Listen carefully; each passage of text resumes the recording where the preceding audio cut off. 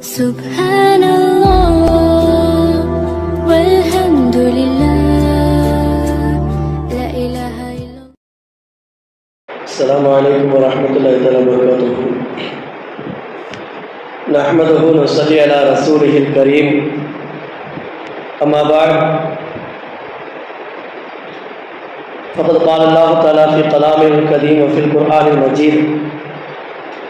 بعد أعوذ بالله من الشيطان الرجيم فضل بسم الله الرحمن الرحيم قل يا عبادي الذين آمنوا اتقوا ربهم الذين أحسنوا في هذه الدنيا حسنة وأرض الله واسعة إنما يوفى الصابرون أجرهم بغير حساب صدق الله العلي العليم.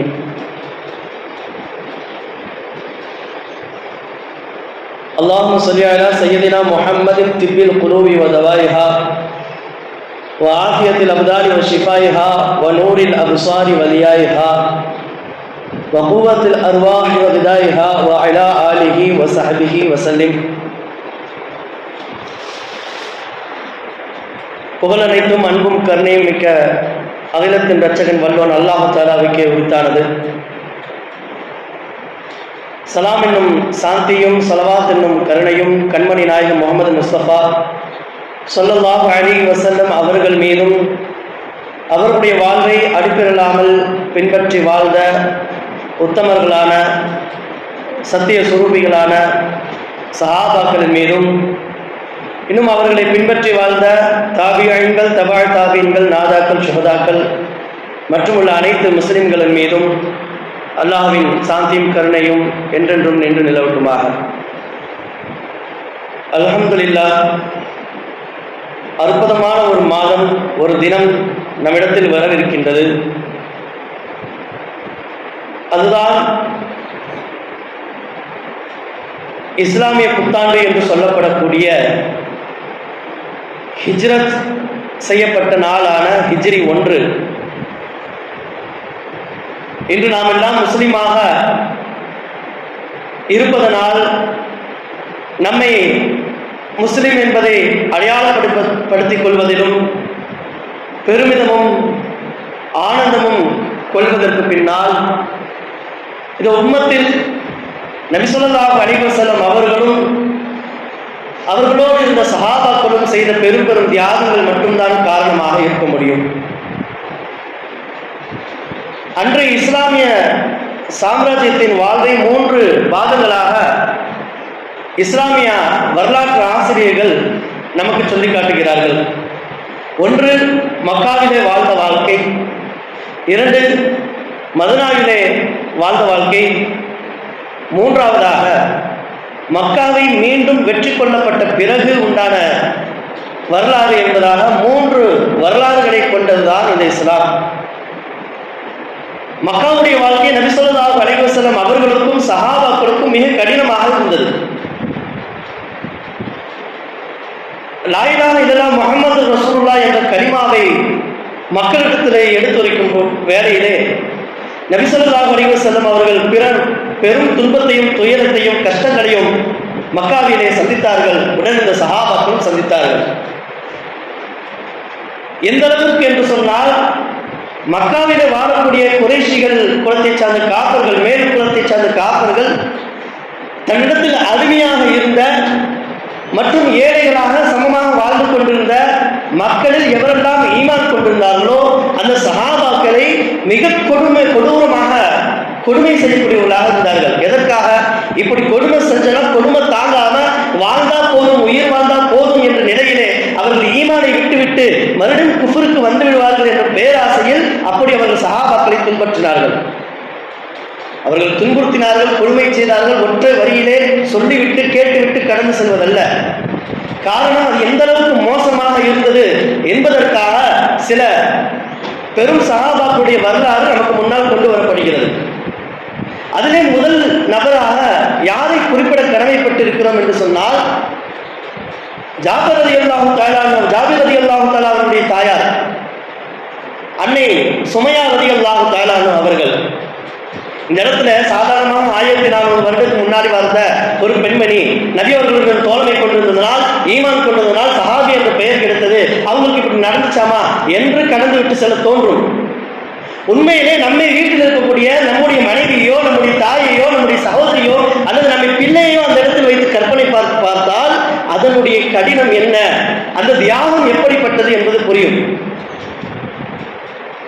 கணவனையும் பிள்ளையும் மகனையும் கட்டி போட்டுவிட்டு அந்த இருவருடைய கண்களுக்கு முன்னாலே சுமையா ரலியல்லாஹு தஆலா அவர்களுடைய 2 கால்களையும் 2 ஒட்டகத்திலே கட்டி போட்டு இருபுறம் ஒட்டகத்தை செலுத்துகிறார்.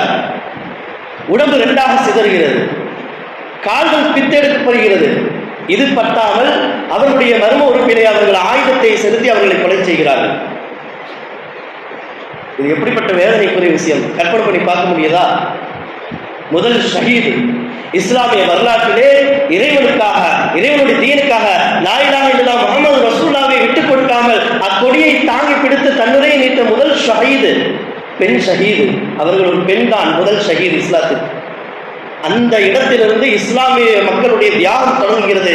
ஈமானிய வாழ்வுக்கு தொடர்ச்சியாக உபைத் ரலியல்லாஹு தஆலா அன்ஹு, பிலால் ரலியல்லாஹு தஆலா அன்ஹு என்று பட்டியலிட்டுக் கொண்டே செல்லலாம்.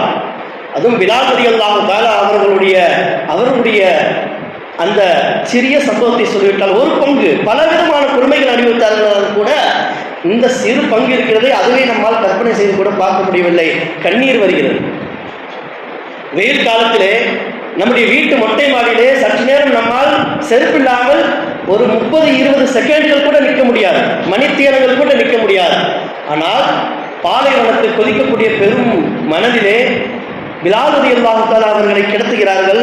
பிலால் ரலியல்லாஹு தஆலா அவர்களை போட்டு அவர்கள் அந்த வேதனையை துடிக்க லா இலாஹ இல்லல்லாஹ்வை விடு என்பதாக சொல்லி காலால் அவர்களுடைய முகத்திலே அடித்து, பத்தாதற்கு அவர்கள் நடந்து எழுந்திருத்து விடக்கூடாது என்பதற்காக பெரும் பாறாங்கல்லை எடுத்து வைக்கிறார்கள். நெஞ்சு எலும்புகள் உடையும் அளவிற்கு பாரமுள்ள கல்லை எடுத்து வைக்கிறார்கள். இப்படிப்பட்ட கொடுமைகளை சந்தித்த பொழுதிலும் கூட பிலால் ரலியல்லாஹு தஆலா அன்ஹு, சுமையா ரலியல்லாஹு தஆலா அன்ஹு போன்ற சஹாபாக்கள் அஹத் லா இலாஹ இல்லல்லாஹ், அல்லாஹ் தஆலா ஒருவன் தான், நீங்கள் சொல்லக்கூடிய கடவுள்களை என்னால் வணங்க முடியாது, அல்லாஹ் தஆலா ஒருவன் மட்டும்தான், இறைவன் நிச்சயமாக அவர் ஒருவனே, முஹம்மது நபி ஸல்லல்லாஹு அலைஹி வஸல்லம் அவருடைய தூதர் என்பதை நான் சாட்சி சொல்கிறேன் என்பதாக இறைவனுக்கும் அவனுடைய தீனுக்கும் சாட்சியாக தன்னுயிரை பணயம் வைத்தார். இதற்கெல்லாம் ஒருபடி மேலே சென்று அப்படி எந்த ஒரு அடக்குமுறைகளுக்கும் ஒத்து வராத, எதற்கும் மசிய மாட்டுகிறார்கள் என்று தெரிந்த பின்னால் அந்த மக்கத்து காப்பர்கள் என்ன செய்கிறார்கள்? ஈமான் கொண்ட மக்களை ஊரை விட்டு ஒதுக்கி வைக்கிறார்கள். மக்காவுக்கு அருகில் ஒரு பள்ளத்தாக்கிலே அவர்களோடு யாரும் பேசக்கூடாது, அவர்களை யாரும் சந்திக்கக்கூடாது, அவர்கள் இருக்கும் திசையில செல்லக்கூடாது, அவர்களுக்கு எந்த பொருட்களையோ உணவுப் பொருட்களையோ தண்ணீரை தரக்கூடாது, அவர்கள் அந்த இடத்தை விட்டு வெளியே வரக்கூடாது, வெளியில வந்தாங்கன்னா அவர்களை கொல்ல வேண்டும் என்பதாக சொல்லி அவர்களை ஒரு பள்ளத்தாக்கிலே தங்க வைக்கிறார்கள். 1 நாள் 2 நாட்கள் அல்ல, கிட்டத்தட்ட 3 ஆண்டுகள் என்பதை எப்படி கற்பனை செய்யறதுன்னு புரியல. 3 ஆண்டுகள் அந்த சஹாபாக்களுக்கு தண்ணி கிடையாது. எங்கிருந்து இப்ப நம்ம போர் போட்டு எடுக்கிறோம் இல்ல, கடற்பகுதியா இருந்தா, கடல் சைடு உள்ள பகுதியா இருந்தா நிலத்துக்கு ஒரு 4 அடி தோண்டினாலே தண்ணி ஊத்தெடுக்க ஆரம்பிக்கும், கையில எடுத்து குடிக்கிற அளவுக்கு. ஆனா மொட்டை பாலைவனத்துல மக்காவுக்கு பக்கத்துல ஜம்ஜம் கிணறு கூட அப்போ தோண்டி எடுக்கப்படல. அந்த நேரத்துல பள்ளத்தாக்கில் அவர்களை தங்க வச்சு தண்ணீர் கிடையாது, உணவுப் பொருட்கள் கிடையாது, எதுவுமே கிடையாது. வீட்டை சீல் வச்சு எந்த பொருட்களையும் எடுக்க விடாம வெறுங்கையோடு அனுப்பி கொண்டு போய் அங்கே உட்கார வச்சாங்க. குடிக்கக்கூட தண்ணி கிடையாது, குடிக்கக்கூட தண்ணி கிடையாது. சஹாபாக்கள் மதீனாவுடைய வாழ்க்கைக்கு பிறகு அவர்கள் சொல்லுகிறார்கள் அதை பற்றி, அந்த நாட்களிலே நாங்கள் இருட்டில் ஏதோ கையில பட்டதையெல்லாம் எடுத்து தின்போது என்னன்னு கூட எங்களுக்கு தெரியாது, அது விலங்குகளுடைய வரட்டியா, அது என்னன்னு கூட தெரியாது, எதையோ கையில பட்டது மெல்ல முடியும் என்று தெரிந்த பொருட்களை எல்லாம் போட்டு நாங்கள் பசி ஆதரித்து உயிரை பிடிச்சிட்டு வாழ்ந்தோம் என்று சொல்லக்கூடிய பெரும் தியாகத்துக்கு மத்தியில் தான் இந்த ஈமான் நம்மிடத்தில் கொண்டு சேர்க்கப்பட்டுள்ளது. அதற்கும் பிறகாக முதல் ஹிஜ்ரத் என்று சொல்லப்படக்கூடிய அபிசீனியாவுடைய ஹிஜ்ரத்துக்கு பிறகு சஹாபாக்களுக்கு நபி ஸல்லல்லாஹு அலைஹி வஸல்லம் அவர்களுக்கு அல்லாஹ் தஆலாவின் புறத்திலிருந்து உத்தரவு வருகிறது, குர்ஆன் ஆயத்தாக, நீங்கள் மதீனாவை நோக்கி ஹிஜ்ரத் செல்லுங்கள் என்று அல்லாஹ் தஆலா சொல்கின்றார். பெரும் கோடீஸ்வரர்களாக இருந்த சஹாபாக்கள், பல நிலைகளை வைத்திருந்த சஹாபாக்கள், பொருளாதாரத்தில் உயர்ந்த சஹாபாக்கள் எல்லாரும் தன்னுடைய அனைத்து சொத்துக்களை விட்டு வெறும் போட்டிருந்த ஆடைகள், கையில் கிடைத்த பொருட்களை எடுத்துக்கொண்டு மதீனாவுக்கு செல்கிறார்கள். மதீனாவுக்கு பயணமாக சஹாபாக்கள் செல்கிறார்கள். தன்னுடைய வீடுகளை விட்டு, ஈமானுக்கு வராமல் இருக்கக்கூடிய மனைவியை விட்டு, பிள்ளைகளை விட்டு, யாரெல்லாம் ஈமான் தன்னுடைய குடும்பத்திலே கொள்ளவில்லையோ அவர்களை எல்லாம் உதறி தள்ளிவிட்டு அல்லாஹ் ரசூலுக்கு மாத்திரம் நாம் வாழ்வதற்காக அவர்கள் அத்தனையும் தியாகம் செய்துவிட்டு வெறும் கையோடு மதீனாவை நோக்கி சஹாபாக்கள் நடந்து சென்ற அந்த பெரும் தியாகம் இருக்கிறதே, அந்த தியாகத்தை நினைவு கூறப்பட வேண்டிய நாள் தான் ஹிஜ்ரத்துடைய நாளாக இருக்கிறது. அல்லாஹ் தஆலா அவர்களை பற்றி அவர்களுடைய தியாகங்களை போற்றும் விதமாக அல்லாஹ் தஆலா குர்ஆனில் எப்படி சொல்கிறார், குல் யா இபாதில் லதீன தக்கூ ரப்பஹும் லில்லதீன அஹ்ஸனு ஃபீ ஹாதிஹி துன்யா. ஈமான் கொண்டவர்கள் அவர்கள் என்னுடைய அடியார்கள். எப்படி அல்லாஹ் தஆலா சொல்றான் பாருங்க, ஈமான் கொண்டவர்கள் அவர்கள் வெறும் ஈமான் கொண்டவர்கள் அல்ல, அவர்களை நான் ஏற்றுக்கொண்டேன், என்னுடைய அடியார்கள். அல்லதீன ஆமனு இபாத், என்னுடைய அடியார்களான ஈமான் கொண்ட மக்கள், இத்தக்கூ ரப்பஹும், அவர்களுடைய தன்னுடைய ரப்பை நீங்கள் என்ன பண்ணுங்க, இன்னும் கொஞ்சம் தக்வாவோடு வாழுங்கள். அல்லதீன அஹ்ஸனு ஃபீ ஹாதிஹி துன்யா ஹஸனத்துன், இந்த துன்யாவிலே தங்கள் நல்லறங்களை தேடிக்கொண்டார்கள். வர்லுல்லாஹி வாசிஅத்துன், அல்லாஹ் தஆலாவுடைய இந்த பூமி விசாலமானது. இன்னமா யுஹஸ்ஸாபிரூன அஜ்ரஹும் பிகைரி ஹிசாப், யார் இறைவனுடைய காரியங்களிலே தீனுடைய வாழ்க்கையில ஏற்படக்கூடிய சிரமங்களை சகித்துக் கொண்டு வாழ்கிறார்களோ, பொறுமை காத்திருக்கிறார்களோ, அவர்களுக்கு அல்லாஹ் தஆலா கணக்கில் அடங்காத நன்மைகளை அல்லாஹ் தஆலா அவர்களுக்கு தருகிறார் என்று அல்லாஹ் தஆலா ஹிஜ்ரத்தை பற்றி குர்ஆனில் குறிப்பிட்டு கூறுவார். அது மட்டும் இல்லாமல் பல ஆயத்தில் அல்லாஹ் தஆலா சொல்றான், வல்லதீன ஹாஜரு வ உஹ்ரிஜு மின் தியாரிஹிம், தங்களுடைய வீடுகளிலிருந்து மக்கா காஃபிர்களின் மூலமாக துரத்தப்பட்டு வெளியாக்கப்பட்டு ஹிஜ்ரத்துக்கு சென்ற, அனைத்தையும் துறந்து ஹிஜ்ரத்துக்கு சென்ற அந்த மக்கள், வல்லதீன ஹாஜரு வ உஹ்ரிஜு, அவர்கள் சில பேர் தாங்களாக ஹிஜ்ரத் செய்தார்கள், சில பேரை வலுக்கட்டாயமாக காஃபிர்கள் துரத்தினார்கள்.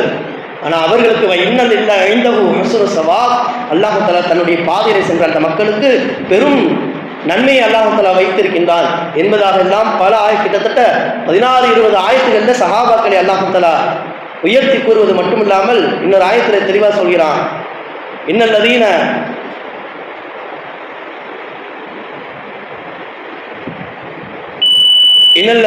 ஆமனு, ஈமான் கொண்ட அந்த சஹாபாக்கள், மினல் முஹாஜிரீன வல் அன்சார், ஹிஜ்ரத் சென்ற சஹாபாக்கள், மதீனா வாசிகளான அன்சார் சஹாபாக்கள், இன்னும் அவர்களை யாரெல்லாம் அவருடைய வாழ்க்கையை பின்பற்றி வாழ்ந்தார்களோ அவர்களும் ரலியல்லாஹு அன்ஹு ரது அவர்களையும் அல்லாஹ் தஆலா புரிந்து கொண்டான் என்று அல்லாஹ் தஆலா பறைசாற்றும் வகையிலே அவருடைய வாழ்க்கையை முழுமையாக தீனை நூலளவுக்கு இஸ்லாமல் பின்பற்றி வாழ்ந்ததாகத்தான் அவர்களுடைய வாழ்க்கை இருந்தது. சஹாபாக்களுடைய தியாகங்கள் எந்த அளவுக்கு இருந்தது, மதீனாவுக்கு வந்த பிறகும் அவர்கள் ஷரியத்தை பின்பற்றக்கூடிய விஷயத்திலே எவ்வளவு அற்புதமாக வாழ்ந்தார்கள். மதீனாவுக்கு சென்ற புதிது பத்ர் போர்க்களம், உஹது போர்க்களம் நடந்து ஒரு போர்க்களத்தில் இருக்கிறார்கள். அந்த இடத்திலே சரியான குளிர் காலம், பாலைவனத்து குளிர் என்று சொன்னால் அது ரொம்ப கடுமையாக இருக்கும். அந்த நேரத்தில் தண்ணீரை புழங்க முடியாது. அப்படிப்பட்ட காலத்தில் ஒரு சஹாபிக்கு குளிப்பு கடமையாக விடுகிறது. அவர்கள் சென்று மற்ற அந்த நேரத்தில் நபி ஸல்லல்லாஹு அலைஹி வஸல்லம் அவர்களை தொந்தரவு செய்ய வேண்டாம், பெரிய சஹாபாக்கிடத்திலே, நபி அவர்களுக்கு நெருக்கமான சஹாபாக்கிடத்திலே கேட்டுக்கொள்ளலாம் என்று கேட்கிறார்கள். இந்த மாதிரி இந்த நேரத்தில் எனக்கு ஆல்ரெடி உடம்பு சரியில்லை, இப்போ குளிப்புக்கும் நேரமாகிவிட்டது, நான் இப்போ தண்ணியை பயன்படுத்தினா என்னோட உயிர் போயிடும், நான் பயப்படுறேன், நீங்கள் என்ன சொல்றீங்க, நான் எப்படி தொழுகிறது என்று கேட்கும் பொழுது அவர்கள் குளித்தாக வேண்டும் என்பதாக சட்டம் சொல்லிவிடுகிறார்கள். அவர்கள் குளிக்கிறார்கள், குளித்து அந்த இடத்துல இறந்தும் விடுகிறார்கள். நபி ஸல்லல்லாஹு அலைஹி வஸல்லம் அவர்கள் காலையிலே கேள்விப்பட்ட உடனே அவர்கள் கண்டிக்கிறார்கள், என்னிடத்தில் கேட்டிருக்கலாம் அல்லவா, தயமம் செய்யக்கூடிய முறை இருக்கின்றதல்ல, அவங்களுக்கு எப்படி ஒரு சிரமத்தை கொடுத்திருக்க கூடாது என்பதாக நபி ஸல்லல்லாஹு அலைஹி வஸல்லம் அவர்கள் சொல்கிறார்கள். இந்த இடத்துல நாம் கவனிக்க வேண்டியது, அப்படி உயிரே பிரிந்துவிடும் என்ற நேரத்திலும் கூட, ஒரு வாய்ப்பு இருந்தாலும் கூட அல்லாஹ் ரசூலுக்கு மாறு செய்ய மாட்டேன், அவங்க என்ன செய்ய செஞ்சாலும் செஞ்சுதான் ஆகும் என்பதாக அவர்கள் அந்த நேரத்திலும் கூட அந்த தண்ணீரிலும் குடித்து தண்ணீரை விட்டார்கள் என்று சொன்னால், தீனை பின்பற்றக்கூடிய விஷயத்திலே அவர்கள் எவ்வளவு அர்ப்பணிப்பு மனதோடு வாழ்ந்தார்கள், எப்படி தீனை பின்பற்றினார்கள் என்பதை நாம் கவனத்தில் வைத்துக் கொள்ள வேண்டியதுமாக இருக்கிறது. குவைப் ரலியல்லாஹு தஆலா அவர்கள், குவைப் ரலியல்லாஹு தஆலா அவர்கள் என்ற சஹாபி, அவர்களை கொல்வதற்காக மக்காவுக்கு வெளியிலே புனித எல்லை என்று சொல்லக்கூடிய ஹரம் ஷரீஃப் வெளியிலே கொண்டு போறாங்க. சில பேர் கொண்டு போய் கொல்லக்கூடிய அந்த நேரத்திலும் கூட அந்த சஹாபி கேட்கிறார்கள், தாராளமாக நீங்க என்னை கொண்டு போங்க, ஒன்றும் பிரச்சனை இல்லை, ஆனா எனக்கு சிறிது நேரம் அவகாசம் கொடுங்கள், 2 ரக்காயத்தை நான் தொழுது கொள்கிறேன், 2 ரக்காய் நான் தொழுது கொள்கிறேன் என்று சொன்னது மட்டும் இல்லாமல் அவர்கள் நின்று தொழுது முடிக்கிறாங்க. தொழுது முடிச்சுட்டு கொல்ல வந்த அந்த நபர்களை, கொலைகாரர்களை பார்த்து சொல்கிறார்கள், இந்த மாதிரி இவர் பயந்துதான் ரொம்ப நேரம் நின்று தொழுகிறாரு, மரணத்துக்கு பயந்து ரொம்ப நேரம் தொழுகிறாருன்னு சொல்லி நீங்க நினைக்காம இருந்தீங்கன்னா நான் இன்னும் ரொம்ப நேரம் என் ரப்புக்கு நான் தொழுது இருப்பேன் என்று சொல்லி அந்த நேரத்திலும் கூட, அந்த நேரத்தில் அவங்களுக்கு கவலை, தன்னுடைய உயிர் போக போகிறது, தன்னை கொல்வதற்காக அழைத்து வந்திருக்கிறார்கள் என்பது அவங்களுக்கு அந்த நேரத்தில் மைண்ட்ல கவலையே இல்லை. ரப்பு முன்னாடி மரணத்துக்கு பிறகு நான் இப்ப கொண்டுருவாங்க, உயிர் பிரிந்த பின்னால் என் ரப்பு முன்னாடி நான் எப்படி நிற்க போறேன், 2 ரக்காத் தொழுதுக்கிறேன், என் ரப்புட்ட பாவ மன்னிப்பு கேட்டுக்கிறேன், என் ரப்புட்ட 2 ரக்காத் தொழுது, கடைசியா என் உயிர் பிரிவதற்கு முன்னாடி ஆசை தீர என் ரப்புக்கு சத்தா செய்து கொள்கிறேன் என்ற வாழ்க்கை வாழ்ந்தார்கள் சஹாபாக்கள். உமர் ரலியல்லாஹு தஆலா அன்ஹு எத்தனை சஹாபாக்கள் எடுத்தாலும் அத்தனை சஹாபாக்களுடைய வாழ்விலே ஒன்று இரத்தக்கரை படிந்திருக்கிறது, அல்லது அவர்களுடைய உயிர் தீனை பின்பற்றுவதின் பிடிவாதத்தால் அவர்கள் இறைவனுக்காக தன்னுடைய உயிரையும் உடலையும் அர்ப்பணித்தார்கள். சில சஹாபாக்கள் பொருளாதாரத்தை அர்ப்பணித்தார்கள் என்பதை நாம் பார்க்க முடிகிறது. எதை சொல்லுவது எதை விடுவது என்று தெரியாத அளவிற்கு ஒட்டுமொத்த சஹாபாக்களுடைய சிறு சிறு தியாகங்களை தொடங்கி பெரும் உயிரை நீர்த்தது வரைக்கும் உண்டான தியாகங்களின் தூசியைத்தான், அந்த தியாகங்களின் பெரும் பலனைத்தான் அறுவடை செய்து நம் இஸ்லாமிய பெயரை வைத்துக் கொண்டு ஈமானோடு நாம் வாழ்ந்து கொண்டிருக்கக்கூடாது. இந்த சஹாபாக்கள் இல்லை என்றால் நாம் இல்லை. அல்லாஹ் தஆலா குர்ஆனில் அதை தெளிவாக சொல்கிறான். நபி ஸல்லல்லாஹு அலைஹி வஸல்லம் அவர்களும் பத்ர் போர்க்களத்துக்கு முந்தைய இரவிடத்துல அல்லாஹ் தஆலாட்டை ஓபனா சொல்றாங்க, யா அல்லாஹ் எங்களுக்கு வெற்றி கொடுப்பாயா, யா ஹய்யு யா கய்யூம் எங்களுக்கு வெற்றி கொடு ரஹ்மானே. இந்த இருக்கக்கூடிய இந்த 313 பேர் காலி ஆயிட்டார், அவர்கள் இறந்து விட்டால், நாளை போர்க்களத்திலே தோற்று விட்டால் உன்னை அல்லாஹ் இறைவா என்று அழைப்பதற்கு இந்த உலகத்திலே ஒருவர் கூட இருக்க மாட்டார், எனவே நீ எங்களுக்கு வெற்றியை தருவாயாக என்று நபி ஸல்லல்லாஹு அலைஹி வஸல்லம் அவர்கள் இரவிலே பெரும் பகுதி சஜ்தாவிலே இருந்து கேட்டுக்கொண்டிருந்தார்கள் என்பதை நாம் பார்க்க முடிகிறது. அல்லாஹ் தஆலா அதைத்தான் ஒற்றை வரியில் அல்லாஹ் தஆலா சொல்லிவிட்டார், வஸாபிகூன அவ்வலூன மினல் முஹாஜிரின் வல் அன்சார், மதீனாவாசிகளான அன்சாரி தோழர்களும் ஹிஜ்ரத் செய்து வந்த மக்காவாசிகளான முஹாஜிரின்கள் என்ற சஹாபாக்களும் வல்லதீன தபஅஹும் பிஹசான் அவர்களை அடிப்பிரலாமல் பின்பற்றி வாழக்கூடிய மக்கள், சஹாபாக்குடைய வாழ்வை, அவர்களுடைய ஈமான் என்ன, அவர்களுடைய தியாகம் என்ன, அவர்கள் அல்லாஹ் ரசூலின் விஷயத்தில் எப்படி இருந்தார்கள் என்பதாக அவர்களை பின்பற்றி வாழக்கூடியவர்களையும் அல்லாஹ் தஆலா ரலியல்லாஹு அன்ஹும் வரது அன்ஹு அவர்களை அல்லாஹ் தஆலா புரிந்து கொள்கிறான்.